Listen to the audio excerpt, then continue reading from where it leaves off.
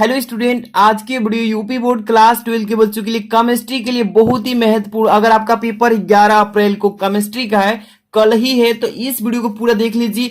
इस वीडियो में मैं टोटल आपको 25 महत्वपूर्ण आईएमपी क्वेश्चन, जो कि पूरे किताब से आपका देख सकते हैं यहाँ पर एक चैप्टर से लेकर 13 चैप्टर तक के सभी आईएमपी ऑब्जेक्टिव, यानी कि बहुविकल्पी कहीं भी नहीं खोजना है।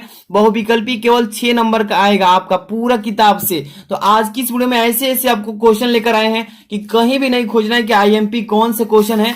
मतलब कि 25 क्वेश्चन को ऐसा सिलेक्ट किया गया है खोज करके, ऐसे ही मतलब कि महत्वपूर्ण बहुत सारी चीजें से हम देख करके मिलाए हैं। और इस वीडियो में आपको 2 नंबर वाले और 3 नंबर वाले इंपॉर्टेंट क्वेश्चन भी बताएंगे। और किस देखिए बोर्ड एग्जाम में टिप्पणी भी लिखने के लिए आता है, तो इस पर अभी समझाएंगे कैसे टिप्पणी लिखना है। इसके बाद यहाँ पर देखिए, यहाँ पे द्रव्यमान मतलब बहुत सारी चीजें, प्रथम कोटि की अभिक्रिया, लक्षण लिखने के लिए आता है।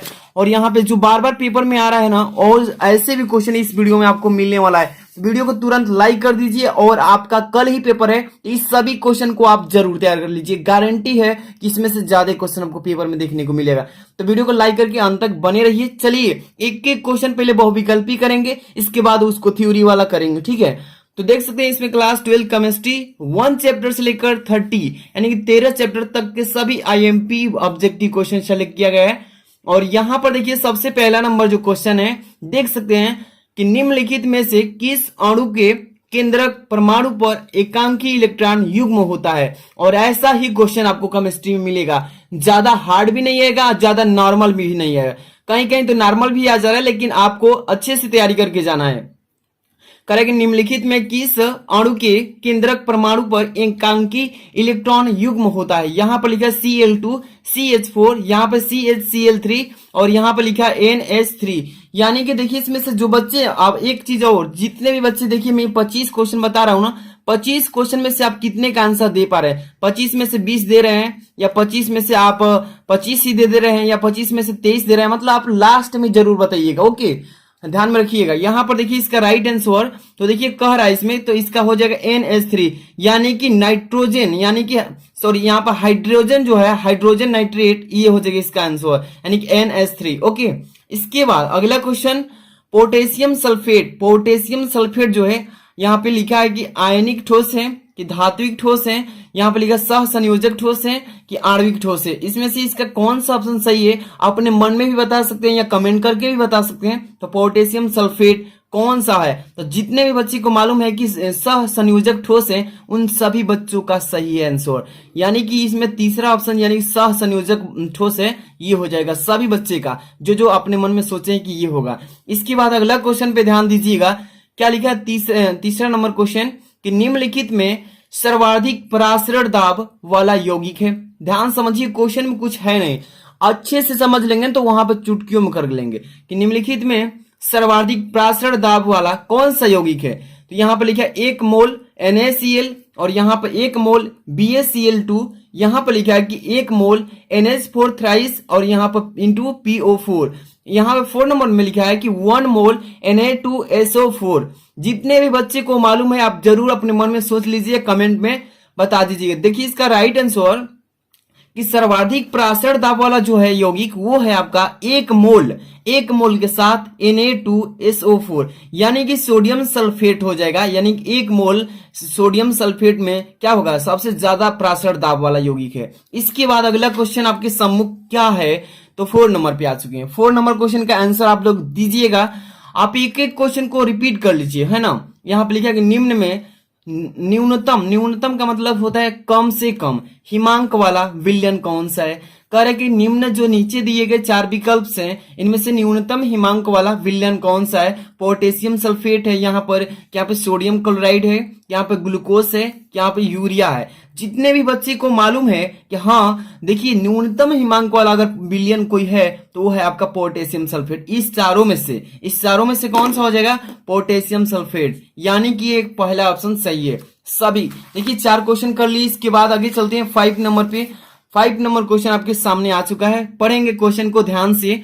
कह रहे कि तनुता बढ़ाने पर, जो देखिए किसी एलिमेंट का अगर तनुता बढ़ाने पर विशिष्ट चालकता में क्या इफेक्ट पड़ता है, क्या प्रभाव पड़ता है। बढ़ने लगता है यानी बढ़ती है कि घटती है कि स्थिर रहती है। स्थिर मतलब कि न बढ़ती है न घटती, उतना ही रह जाती है, उसी को स्थिर बोलेंगे।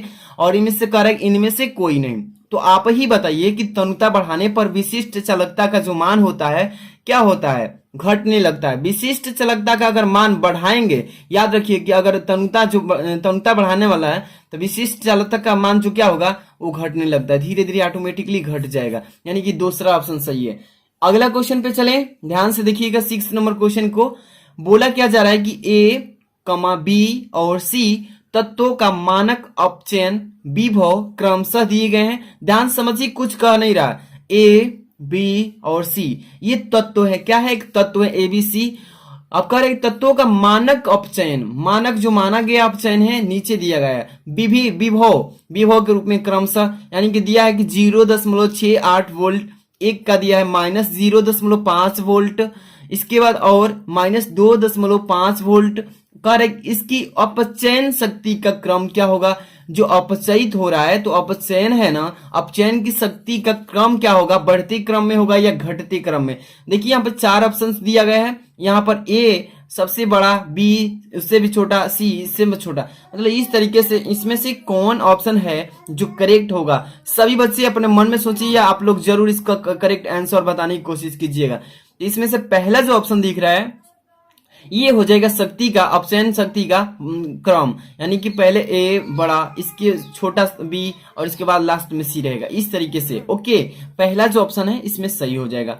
इस तरीके का आएगा ना तो आराम से कर लीजिएगा।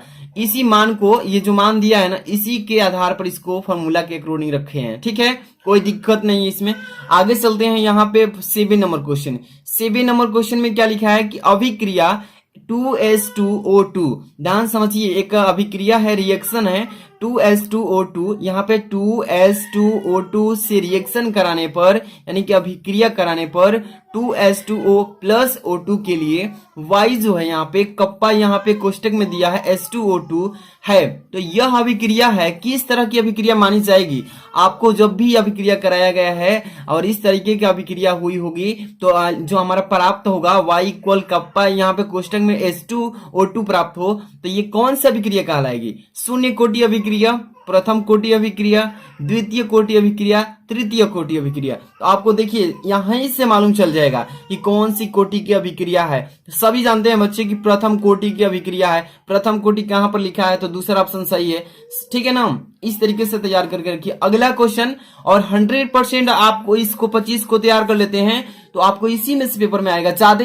देखिए बहुत ही मेहनत के बाद, बहुत ही सर्च के बाद क्वेश्चन पेपर निकाले हैं, अनसाल पेपर निकाले हैं प्रीवियस ईयर, देखे हैं कि कौन सा अच्छा क्वेश्चन है जो बार बार रिपीट कर रहा है और आने के लायक है। ये नहीं कि बार बार आ रहा है वो इस बार दे ही ना दे, इसलिए आने वाला भी क्वेश्चन सेलेक्ट किया गया है। अच्छे से तैयार कर लीजिए।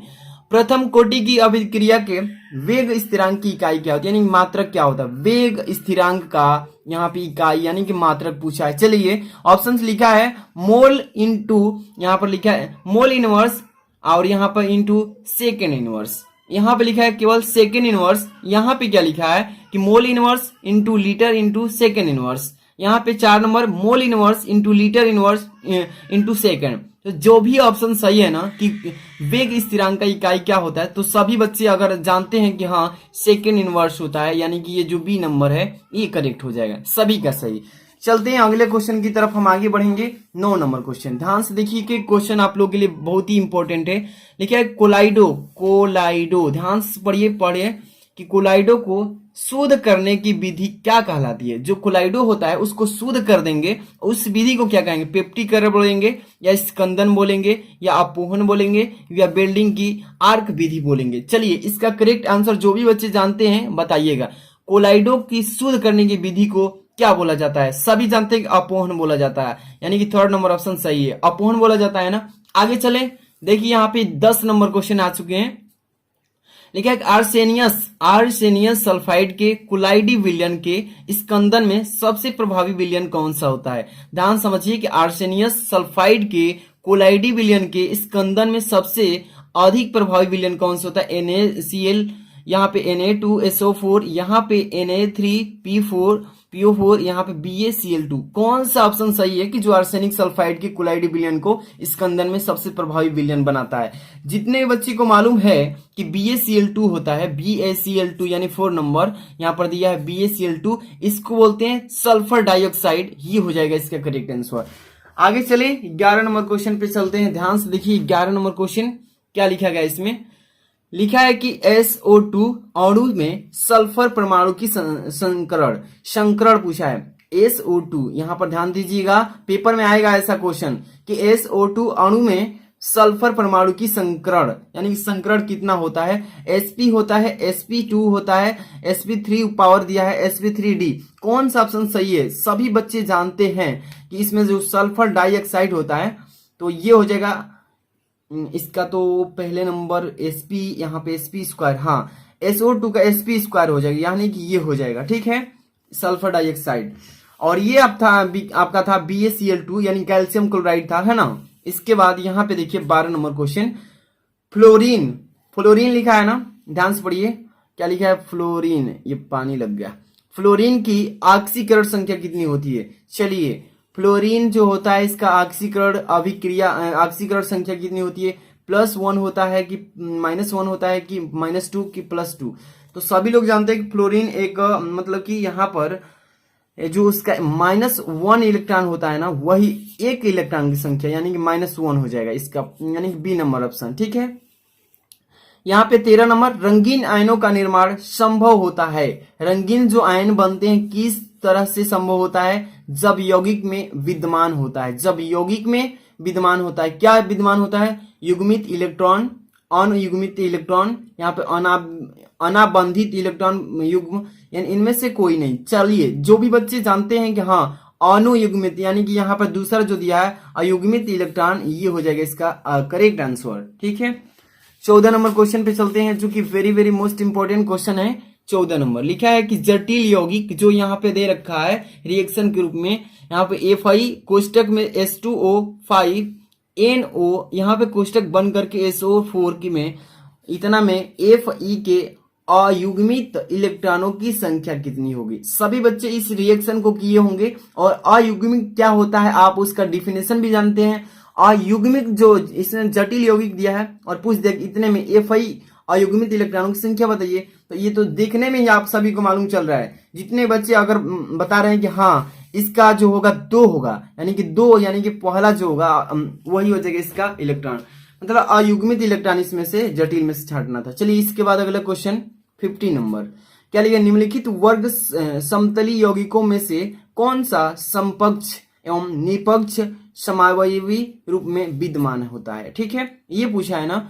तो यहाँ पर देखिए ध्यान से, यहाँ पे लिखा है Ma4, यहाँ पे Ma3b और यहाँ पे लिखा है Ma2b2 और MaBCD। कौन सा ऑप्शन सही है? यहाँ पे पूछा है कि वर्ग समतली यौगिकों में से कौन सा समपक्ष एवं निपक्ष समावयवी रूप में विद्यमान है। तो सभी बच्चे जानते हैं कि Ma2b2 होता है, Ma2b2 यानी कि तीसरा ऑप्शन जो दिया है सभी का सही है जो बता रहे हैं। इसके बाद अगला क्वेश्चन सामने आ चुका है 16 नंबर।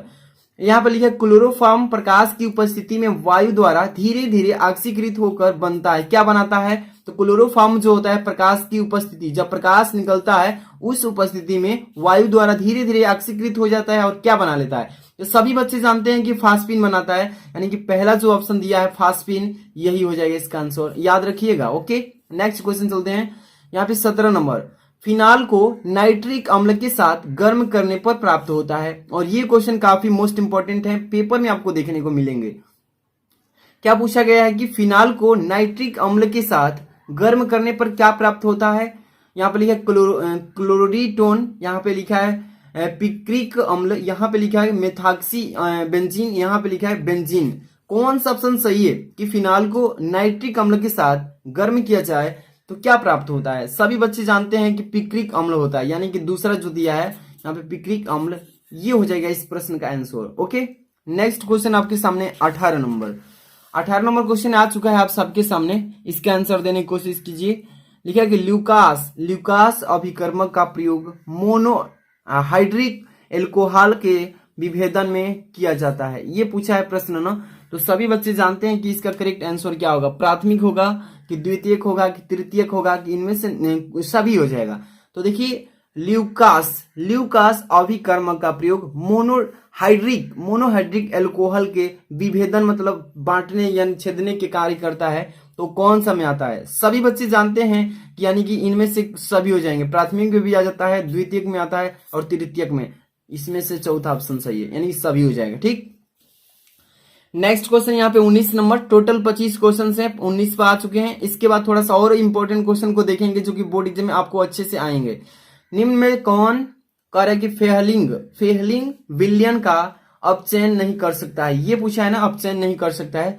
फार्मिक अम्ल, इसके बाद लिखा है एसिटिक अम्ल, इसके बाद लिखा है फार्मोल्डिहाइड, इसके बाद एसिडिहाइड। कौन सा ऑप्शन सही है? चलिए कमेंट करके बताना होगा सभी बच्चों को। जो बच्चे कह रहे हैं कि एसिटिक अम्ल होगा, ये उन सभी का सही है, यानी कि ऑप्शन नंबर कितना सही है? तो ये ऑप्शन नंबर बी। ठीक है, इसके बाद आगे चलते हैं। यहाँ पे आ चुके हैं 20 नंबर पे, 20 नंबर क्वेश्चन में आ चुके हैं। चलिए क्वेश्चन पढ़िए ध्यान से।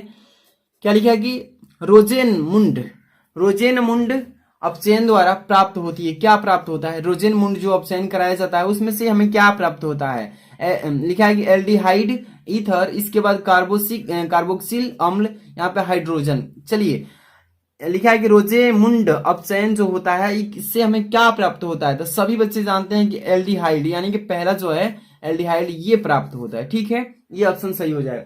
नेक्स्ट क्वेश्चन 21 नंबर पे आ चुके हैं। 21 नंबर क्या लिखा है कि निम्न यौगिकों में से कौन सा टालेन, देखिए टालेन वाला पूछ रहा है ना, टालेन अभिकर्मक को अपचयित करता है। चलिए ध्यान से पढ़िए, ये क्वेश्चन मॉडल पेपर में भी आया था, 2020 में भी पूछा गया था कि निम्न यौगिकों में कौन सा टालेन अभिकर्मक को अपचयित करता है। इसको अच्छे से तैयार करके जाना है। C6H5NO2, यहाँ पे C6H5NO, यहाँ पे लिखा है कि C6H5NH2, यहाँ पे C6H5NSOS। इसमें से कौन सा ऑप्शन सही है जो कि टालेन अभिकर्मक को अपचयन कर देता है? सभी बच्चे जानते हैं, यानी कि जो होगा C6H5NH2। इसको मॉडल पेपर में मैंने कराया था, जो कि टालेन अभिकर्मक को अपचयित कर देता है। ठीक है, अपचयनित।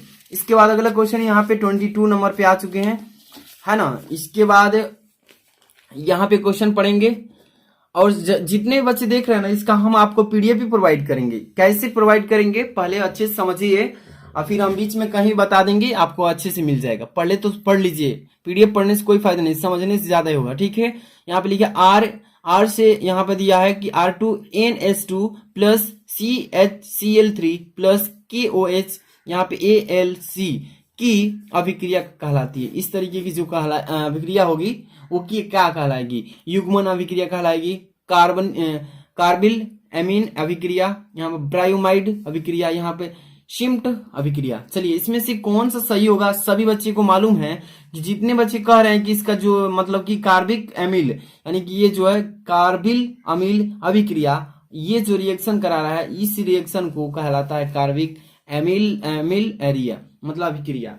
ठीक है, यहाँ पे हो जाएगा दूसरा। इसके बाद अगला क्वेश्चन 23 नंबर, सबसे अधिक क्षारीय अमीन, सबसे अधिक क्षारीय अमीन पूछा है ना। यहाँ पे कौन सा ऑप्शन सही है? C2H5NH2, CH3 twice NH, CH3NH twice, यहाँ पे C2H5 ट्वाइस NH। चलिए 23 नंबर तक आ चुके हैं और 2 क्वेश्चन करना है। अब ये भी आपको बताना है कि कितने सही किए थे, सभी बच्चे को बताना है लास्ट में। ठीक है, तो देखिए इसमें से हो जाएगा सबसे अधिक क्षारीय होगी तो C2H5 ट्वाइस NH, ये हो जाएगी अभिक्रिया। ठीक है, इसके बाद यहाँ पे चलते हैं अगला क्वेश्चन 24। इंसुलिन क्या लिखा है कि इंसुलिन के जल अपघटन से प्राप्त होता है। इंसुलिन का जल से अपघटन कराया जाए क्या प्राप्त होता है? ग्लूकोज, यहाँ पे फ्रक्टोज, यहाँ पे ग्लूकोज तथा फ्रक्टोज दोनों, यहाँ पे लैक्टोज। जितने भी बच्चे को मालूम है कि फ्रक्टोज होता है, यानी फ्रक्टोज यहाँ पे दिया है दूसरे नंबर पे, ये उन सभी का सही है। ओके, आगे चले 25 नंबर पे आ चुके हैं। अच्छे से पढ़िएगा और एग्जाम में अच्छा से क्वेश्चन को सॉल्व करके आना है।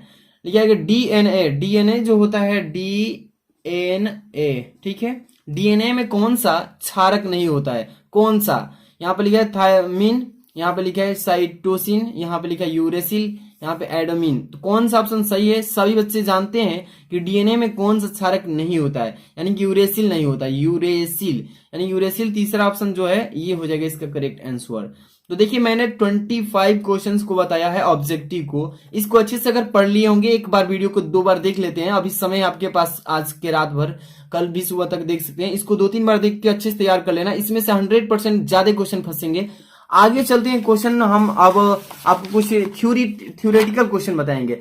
इसके बाद अगली वीडियो ला रहे हैं केवल न्यूमेरिकल की।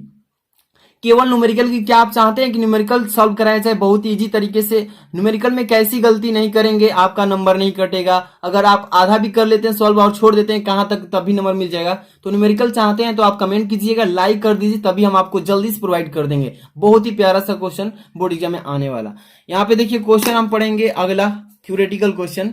अक्रिस्टलीय ठोस को परिभाषित कीजिए, और एनसीईआरटी क्वेश्चन, और जहां भी एनसीईआरटी लिखा होगा ना, ये क्वेश्चन ज्यादा बोर्ड एग्जाम में पूछ रहा है। एनसीईआरटी से रिलेटेड जो नेशनल मतलब कहीं भी ये क्वेश्चन आपको मतलब पूछा जाएगा, ठीक है।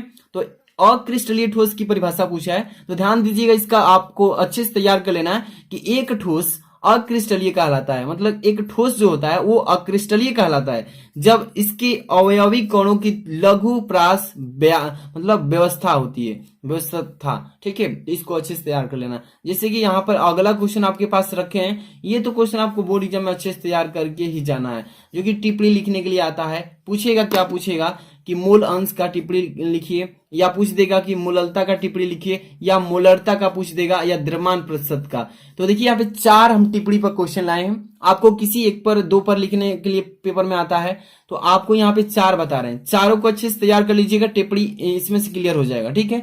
पहला नंबर मोल अंश पर हम बताएंगे। मोल अंश किसे कहेंगे? तो देखिए बिलियन में उपस्थित किसी एक घटक या अवयव के मोलों की संख्या तथा विलेत एवं विलायक के कुल मोलों की संख्या के अनुपात को उस अवयव का मोल अंश कहते हैं। एक बार फिर से समझिए, अच्छे से समझिए, ताकि एग्जाम में आए तो आसानी से लिख सकें।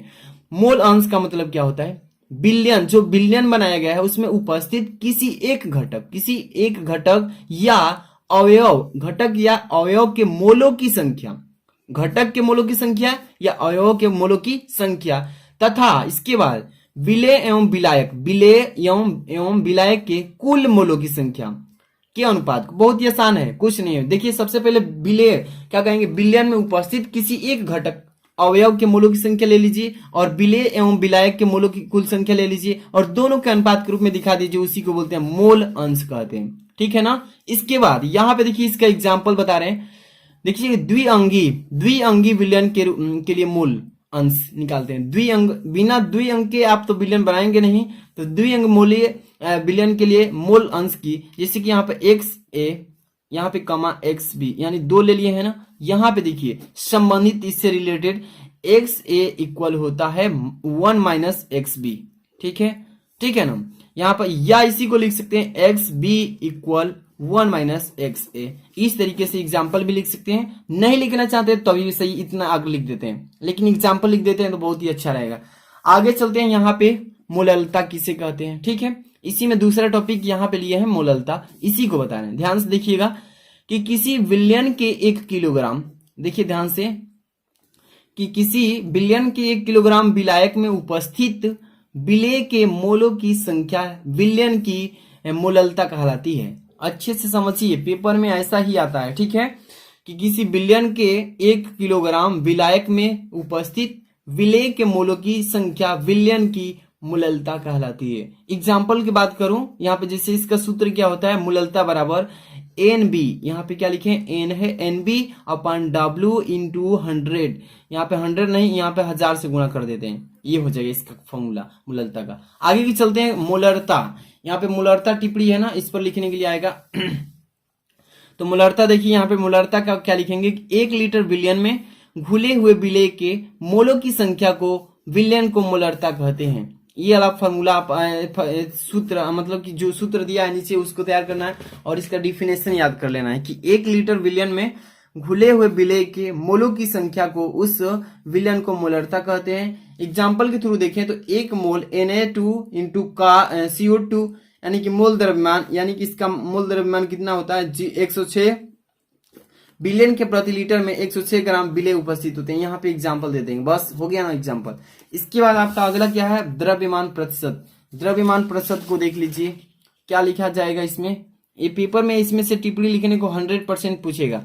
द्रव्यमान प्रतिशत क्या होता है कि किसी बिलियन में किसी अवयव द्रव्यमान, किसी बिलियन ले लीजिए और उस बिलियन में किसी अवयव ले लीजिए और अवयव का द्रव्यमान प्रतिशत बिलियन के प्रति यानी कि 100 ग्राम में से अवयव इस द्रव्यमान का होता है, ठीक है, जिसे द्रव्यमान प्रतिशत कहते हैं। ओके, इसके बाद इसका एग्जाम्पल देख सकते हैं। यदि बिलियन में अवयव ए का द्रव्यमान WA तथा अवयव बी का द्रव्यमान WB हो तो फॉर्मूला क्या होता है प्रतिशत निकालने का, ए का द्रव्यमान प्रतिशत बराबर WA/WA प्लस यहाँ पे WB और इंटू 100 यानी प्रतिशत में हटाने के लिए ऐसे हो जाएगा ना।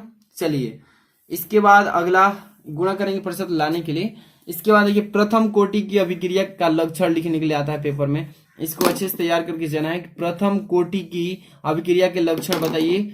चलिए ये क्वेश्चन 2020 में पूछा गया था, 18 में 11 में पूछा गया था। पढ़ लीजिए कि वह अभिक्रिया जिसका वेग केवल एक अभिकारक की सांद्रता के अनुक्रमानुपाती होता है जिसे प्रथम कोटि की अभिक्रिया कहते हैं या कहलाती है। क्या बोलेंगे, प्रथम कोटि की अभिक्रिया का पहले आपको परिभाषा दे देना है, इसका लक्षण भी बताना है, ठीक है। तो पहले परिभाषा समझिए कि वह अभिक्रिया जिसका वेग केवल एक अभिकारक की सांद्रता के अनुक्रमानुपाती होता है जिसे प्रथम कोटि की अभिक्रिया कहते हैं या कहलाती है।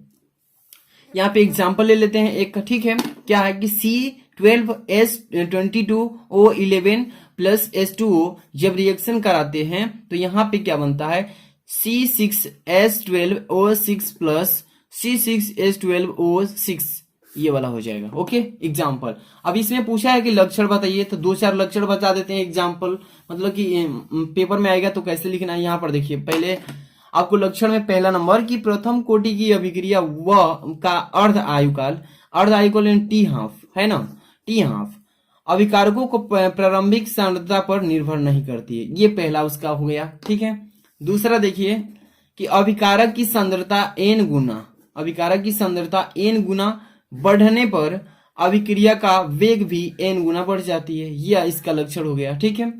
तीसरा देखिए यहाँ पे 3 बता रहा हूं कि अभिक्रिया के पूर्ण होने में अनंत समय लगता है। इसमें तीसरा है कि अभिक्रिया को पूर्ण होने में ज्यादा से ज्यादा समय लग जाता है, निश्चित नहीं होता है, अनंत भी लग जाता है। ओके, समझ में आया ना। इसके बाद अगला है आपका ये लास्ट क्वेश्चन और इसका पीडीएफ मैं टेलीग्राम में आपको भेज दूंगा। टेलीग्राम जितने बच्चे ज्वाइन कर ले वहां पे भेज देंगे, और जो लोग अभी नहीं ज्वाइन किए हैं तो डिस्क्रिप्शन से करके लिंक पर जाकर के ज्वाइन हो जाइए, है ना। इसके बाद यहाँ पे अगला क्वेश्चन थोड़ा समझ लीजिए कि स्वर्ण संख्या या इसी को दूसरे तरीके से पूछेगा स्वर्णांक की परिभाषा लिखिए। पेपर में लिखने के लिए पूछेगा तो अच्छे से तैयार कर लेना। ये क्वेश्चन देखिए 2019 में, 18 में, 16 में, 15 में, 12 में, 11 और 10 में पूछा गया था, ठीक है। तो कितना इंपॉर्टेंट आप समझ सकते हैं।